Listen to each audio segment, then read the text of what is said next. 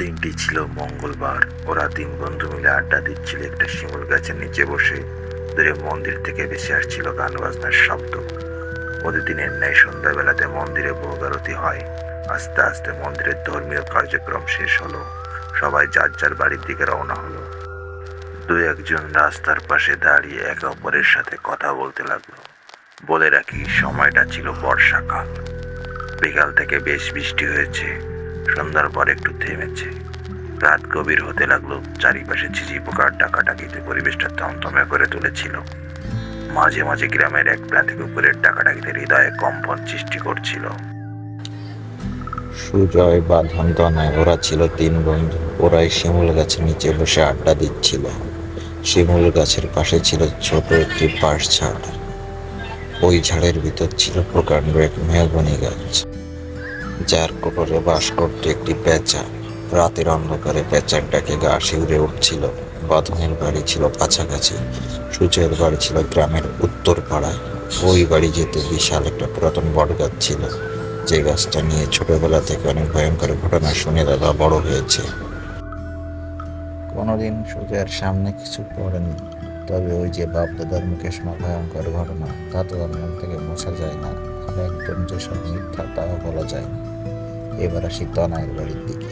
পশ্চিম পাড়ার ছেলে তনয় সারাদিন হারাপানা পরিশ্রমের পর সন্ধ্যাবেলাটুকু জিনিসপত্র নিয়ে আসে গ্রামের রাস্তায় বিক্রি করতে। এমন না যেগুলো না করলে তো চলবে না, তবে যেটা করে খারাপ না, বসান থেকে কিছু করলো। তো ওই দিন বৃষ্টির কারণে লোকজন ছিল না রাস্তায়, তাই তনয়ের জিনিসপত্রের বিক্রির চাপও ছিল না। সব গুছিয়ে তিন বন্ধু মিলে একটু আড্ডাতে মেতে উঠেছিল। গ্রামে 10টা-11টা অনেক রাত। সেখানে তারা গল্প গুজব করতে করতে দেখে 11টা 30 বাজে। বাঁধন তাদের বলল, এখনো অনেক বাজে, ভোরে তিনজনেরই কাজ আছে। বলে রাখি, সবারই ঘিরে সবজি ছিল, যেগুলো ভোরে কেটে নিকটস্থ বাজারে বিক্রি করতে যাওয়া লাগত। বাঁধনের কথায় সম্মতি দিলেও বাঁধন চলে গেলে ওরা একটু দেরিতেই উঠল। হঠাৎ সুজয় বলল, 12টা 5 বাজে, আর তো বসা যাবে না, চল। তনয় সম্মতি দিল। দুজন কিছু দূর একসাথে যাবে, তারপর দুজনেরই পথ হবে একদমই আলাদা। সুজয়ের মনে মনে একটা চাপা ভয় কাজ করছে ওই বটগাছ নিয়ে। মনে মনে নিজেকে সান্ত্বনা দিচ্ছে, ধুর, এখন 2024 সাল, কত কাছে কি নাকি ঘটেছে, এসব নিয়ে এখন ভয় পেলে চলে নাকি? আবার মনে মনে ভাবছে, যদি কিছু দেখি তাহলে কি করব। এইসব ভাবতে ভাবতেই সুজয়ের পথ চলা বাড়ির উদ্দেশ্যে। মাঝে মাঝে রাস্তার পাশের বাড়ির বাগানের ভিতর পাখির ডাকাডাকি ও বাতাসে গাছের পাতা নড়তে সুজয় যে ভয় পাচ্ছে তা কিন্তু নয়। এদিকে তনয় ও যাচ্ছে বাড়ির দিকে, হাতে 2টা ব্যাগ ভর্তি কিছু সবজি, যেটা ও বিক্রি করতে নিয়ে এসেছিল। তনয়ের বাড়ির পথটাও সুবিধার না, অনেক বাগানে ঘেরা রাস্তা। এই পথ বাগান নিয়ে আছে অনেক ভয়ানক কাহিনী। তনয় ছিল ধর্মপরায়ণ, গান বাজনা পারত টুকটাক। নিজের মনে মনে গান গাইতে গাইতে বাড়ি যাচ্ছিল। বাড়ির কাছাকাছি চলে আসলো তনয়।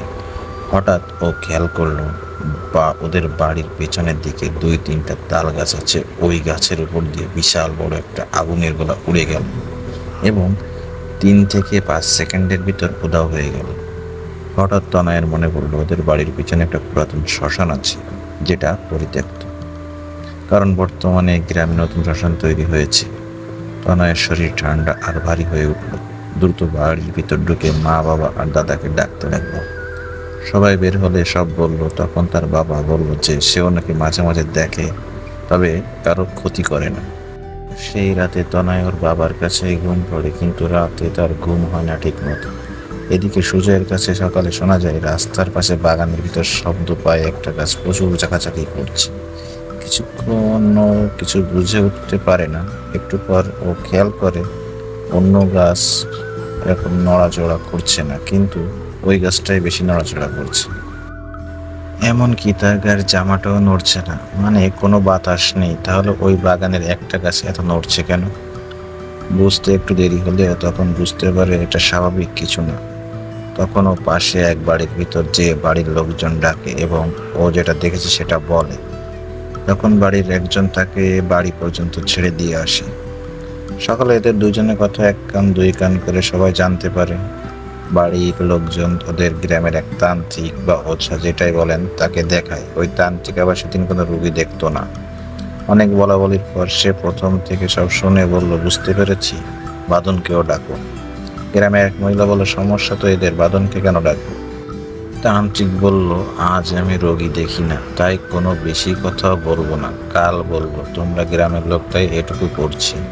বুধবার আমার বাড়ি কোনো রোগী আসে না, নিশ্চয়ই তোমরা খেয়াল করেছো। যেটা বললাম ওটা করো, বাকিটা কাল বলবো। বলে ঘরে যেয়ে কিছুক্ষণ পর 3টে মাদুলি নিয়ে আসলো। একটু পর বাঁধনও আসলো। তান্ত্রিক বলল, রাতে কিছু ঘটেছে কিনা তো নয়, সুজয়ের মতো? বাঁধন বলল, না, তবে স্বপ্ন দেখলাম লম্বা কালো এক পায়ের উপর ভর করে আমাকে তাড়া করছে। আমি দৌড়াচ্ছি কিন্তু জোর পাচ্ছি না। পরে ঘুম ভেঙে যায়, ভাবলাম হয়তো দুঃস্বপ্ন হবে, কিন্তু কেন?